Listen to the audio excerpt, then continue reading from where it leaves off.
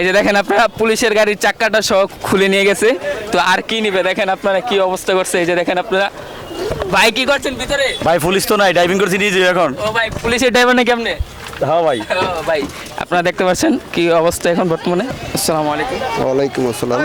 জি, শেখ হাসিনা তো এখন বর্তমানে চলে গেছে, তো নতুন সরকারের কাছে আপনারা কি আশা করেন? আমরা এখন আশা করি যে আমরা ন্যায্য মূল্যের দাম সব কিছু কম দামে আমরা পাইতে পারি বা চলতে পারি, করতে পারি আগের মতো। এই 15 বছর পরে যা আগে যে ব্যবহার ছিল এইভাবে আমরা আসসালামু আলাইকুম।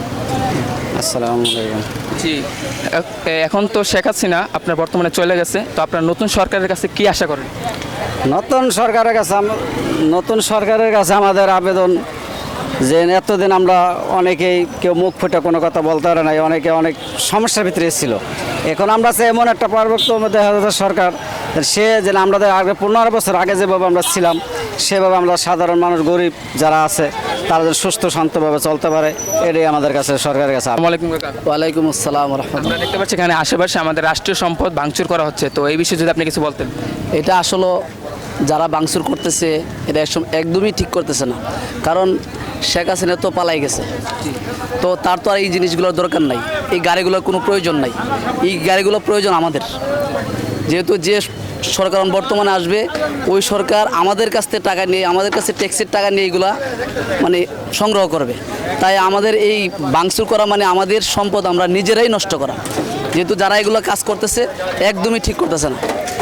তো আমি আশা করব যারা এগুলো কাজ করতেছে এগুলো কাজ থেকে বিরত থাকুক। আর যারা মনে করেন এগুলা অনেক কিছু যে গণভবন থেকে বা সংসদ ভবন থেকে অনেক কিছু নিয়ে গেছে, ওই মালগুলো যাতে নিজ ইচ্ছায় বা স্বেচ্ছায় যাতে ফেরত দিয়ে যায়। আসসালামু আলাইকুম ভাই। ওয়ালাইকুম আসসালাম। যে বর্তমানে তো শেখ হাসিনা চলে গেছে, হ্যাঁ। তো আপনার নতুন সরকারের কাছে কি আশা করেন? নতুন সরকার তবে এখন আসে নাই, আসছে তো আমাদের অনেক কিছু চাওয়ার। যেমন ধরেন সেই যে স্বৈরাচার শেখ হাসিনা 15 বছর ক্ষমতা ছিল, আমরা অতৃপ্ত হয়ে গেছি। আমাদের আর কিছু বলার ভাষা নেই আর কি ওনার ব্যাপারে। শেষ পর্যন্ত আমাদেরকে তিনবেলা কেউ চলে গেল। এখন আমাদের মনের কথা হলো এটা যে যারা এই প্রজন্মের দ্বারা এখন যারা নতুন সরকারে আসবে তারা যেন দ্রব্যমূল্যের দাম যেটা আমরা যারা সাধারণ মানুষ সেইটা যেন আমরা দ্রব্যমূল্যের দ্বারা আমরা নিয়ন্ত্রণ রাখতে পারি। আসসালামু আলাইকুম। ওয়ালাইকুম সালাম। যে বর্তমানে তো শেখ হাসিনা পালিয়ে গেছে, তো আপনার নতুন সরকারের কাছে কি আশা করেন? এই দেশটা যাতে সুন্দরভাবে আমরা চলতে পারি, যাতে আমরা দ্রব্যমূল্যের ঊর্ধ্বগতি যাতে না হয়, আমরা যাতে সবাই মিলেমিশে চলতে পারি, এই জন্য নতুন সরকারের কাছে আমাদের আশা। জি, আর এখন তো বর্তমানে রাষ্ট্রীয় সম্পদের অনেক ভাঙচুর হচ্ছে, আমরা দেখলাম যে গণভবন থেকে অনেক জিনিসপত্র লুট হয়ে যাচ্ছে নাকি? এটা কাম্য নয়, এটা দেশের সম্পদ নষ্ট করা ঠিক না। কারণ দেশের সম্পদ যেগুলো আছে এগুলো জনগণেরই সম্পদ, জনগণের টাকা দিয়ে এই সম্পদগুলো কিনা হয়েছে, এগুলো নষ্ট করা ঠিক না কোনো অবস্থাতেই। আমরা চাই যে এই যে জিনিসগুলো লুট হয়েছে বা নিয়ে গেছে, তো তারা আবার নিজ দায়িত্বের জন্য সেটা আবার রেখে যায়। হ্যাঁ অবশ্যই, এটা আমাদেরও দাবি যারা এই গণভবন থেকে নিছে এগুলো জানে আবার তারা দেওয়া যায়, কারণ পরবর্তী সরকার যে আসবে গণভবনে থেকে এগুলো ইউজ করতে পারবে। আর যদি না দেয় তাহলে আমরা জনগণের টাকা এগুলো আবার কিনতে হবে, এতে আমাদেরই ক্ষতি হবে। আমাদেরই ক্ষতি হবে। আসসালামু আলাইকুম। ওয়ালাইকুম আসসালাম রহমতুল্লাহি ওয়া বারাকাতুহু। কেমন আছেন ভাই? জি ভাই, আলহামদুলিল্লাহ ভালো। তো বর্তমানে তো শেখ হাসিনা পালিয়ে গেছে, তো নতুন সরকারের কাছে আপনারা কি আশা করেন? নতুন সরকারের কাছে আমাদের আশা হলো যেন বাংলাদেশের মুসলমান তাদের হক আদায় করতে পারে, যেমন মুসলমানদের নামাজের বিষয়, আর সরকারিভাবে যেন এরকম একটা বিষয় করে যে মহিলাদের জন্য পর্দাটা লাজম করে নেয়। জি জি।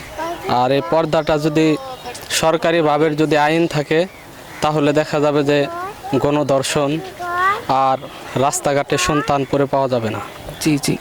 আর আমরা দেখতে পাচ্ছি যে গণভবনে আপনার অনেক রাষ্ট্রীয় সম্পদ নষ্ট হচ্ছে, তো এই বিষয়ে যদি কিছু বলতেন। আসলে এটা তো মানুষ আবেগবশত যখন প্রবেশ করেছে তখন এটা করে ফেলেছে, এটা আসলেই আমাদের ঠিক শোচনীয়। আমরা সবার কাছ থেকে একটা জিনিসই জানতে পেরেছি, তারা যেন তাদের ন্যায্য মূল্য পায়, নতুন সরকারের কাছে তারা যেন তাদের ন্যায্য দাম পায়, ন্যায্য মূল্য পায়, তো সেইটাই আমরা জানতে পেরেছি। আর আপনারা অবশ্যই সুস্থ থাকবেন, আমাদের এই চ্যানেলটিকে সাবস্ক্রাইব করবেন। ধন্যবাদ।